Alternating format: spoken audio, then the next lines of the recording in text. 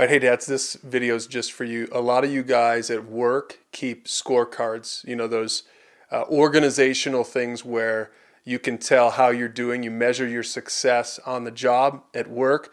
In this video, guys, I want to talk through 4 areas on your scorecard where you can keep score for yourself, how you're doing with your kids, right? So these are 4 areas of investment. Now, normally when you think about investment, you're only thinking about money, but there's more to it. Let's talk about that. All right, here's the first area, investing financially.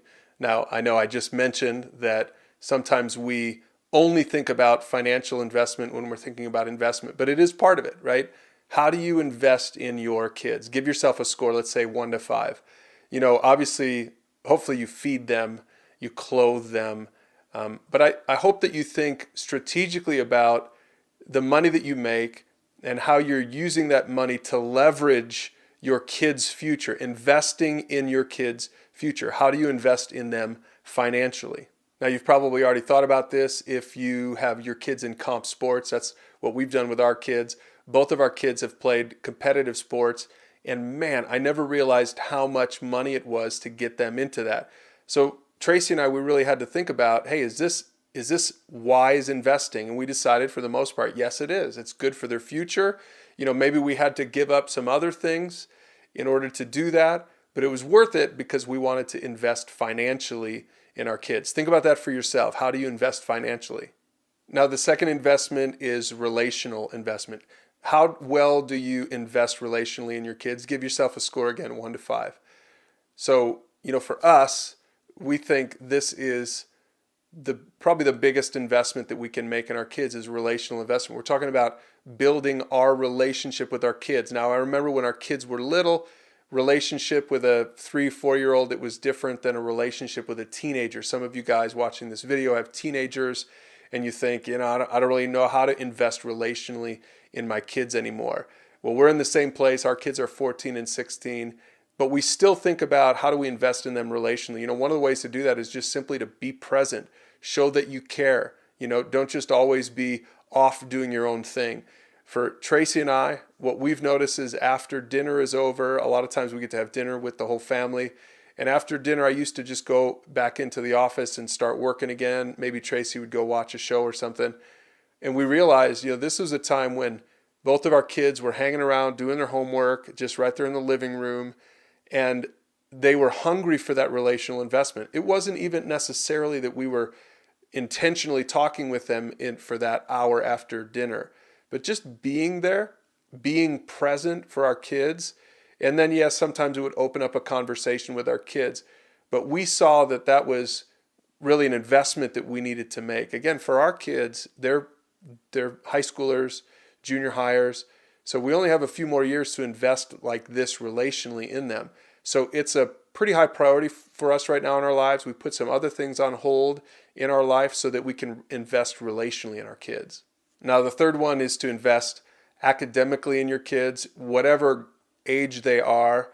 The question you can ask for yourself is, do I invest in them academically? Maybe some of you send your kids to private school. I'm not necessarily talking about that. I'm just saying, are you the kind of parent that just is totally checked out with how they're doing with their grades? Do you incentivize your kids to do well at school? Do you help them with their homework?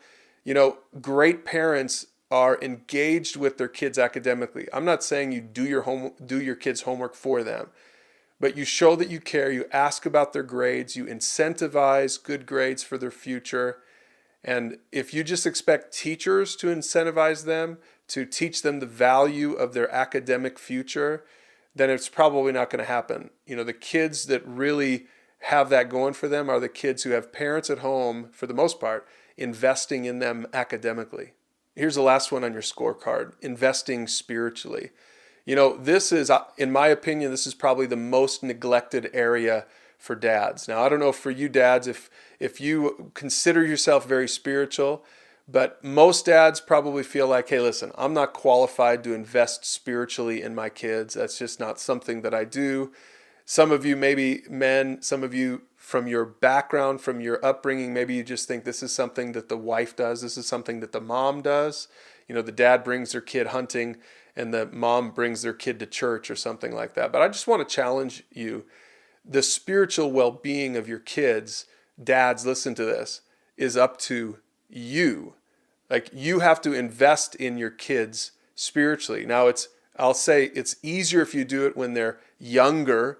It's harder when you start when they're in high school. But I really challenge you to give yourself a grade in this area. How do you invest in your kids spiritually? Now, by the way, the resources at PursueGOD.org are designed just for this. So they're designed for guys that don't really know much about anything. Certainly if you feel like you know the Bible great, then you'll love those tools. But especially for the guy who just feels like, hey, I'm just a good dad. I want to get a good grade on the scorecard. I want to invest in my kids spiritually. Here's what I would encourage you to do. Just pick a topic from that site, PursueGOD.org. Pick one that fits what your kids are going through and sit down and learn about it together and invest in your kids spiritually. And who knows, maybe you're also going to gain from it yourself. Dads, one last thing. Your kids are probably not going to ask for you to invest in them. Well, except for maybe financially, they're going to be asking for money. But in these other areas, they're not going to ask for it. And here's what I would say to that. Who cares? You're the dad. Invest in them. Increase your scorecard in each of these 4 areas.